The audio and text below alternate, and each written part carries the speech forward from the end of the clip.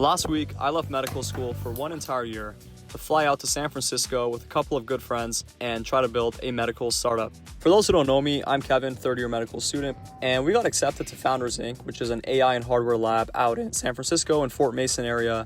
They also invest in companies. We got invited for 2 weeks to build out of their lab. And that's what we've been doing for the past few days, and we're gonna be here for 2 weeks, okay? So I'm a third-year medical student, but obviously I'm on a year off. And in terms of going to San Francisco building a startup, you associate that with tech, and you're not mistaken. I've been coding for over 10 years. And here's a picture of when I was really young. I started off making Windows software, like these Windows games in C# and .NET framework. And then I started building video games on iOS and Android using Unity and C#. So this was during the Flappy Bird era, if you guys remember that game. Then after that, I made a few iOS apps. None of them really took off, but it did help me get some great internships. So I interned at Microsoft, and I've interned at some educational companies, some ed tech companies as you call them. During college, I always knew I wanted to get into medicine, and I'm gonna make a whole video on why I chose medicine over computer science. But I did a lot of computational research, in biology, in genomics. I did research for Stanford, but also University of Toronto, because I was based out of Toronto. I'm a Canadian.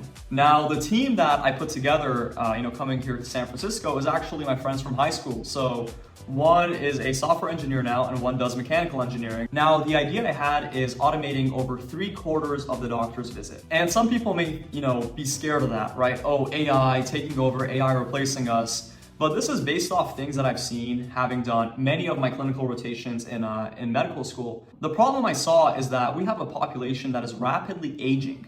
And with age comes more and more disease, right? We have a lot of complex patients that are getting older with more comorbidities, which means, you stack up these things on each other like hypertension, diabetes, Alzheimer's, dementia, and we have less and less clinicians to take care of this growing set of complex patients. Now, for that last point, that's because the older clinicians are retiring, right? Those baby boomer clinicians, they're retiring.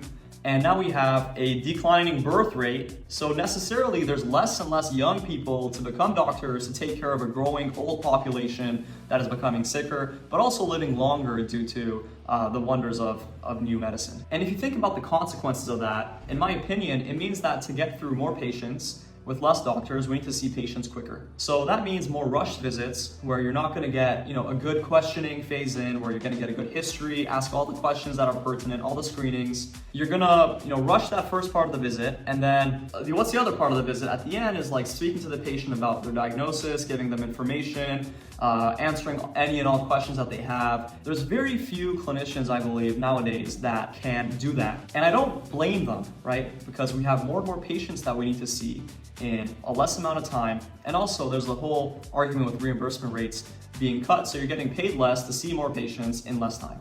And I don't think that should be the case. I personally believe every patient should be heard, that we should go through a complete history-taking process. That means, the initial questions that are asked to you at the beginning of the visit. And at the end, we should have the ability to answer any and every question that a patient has.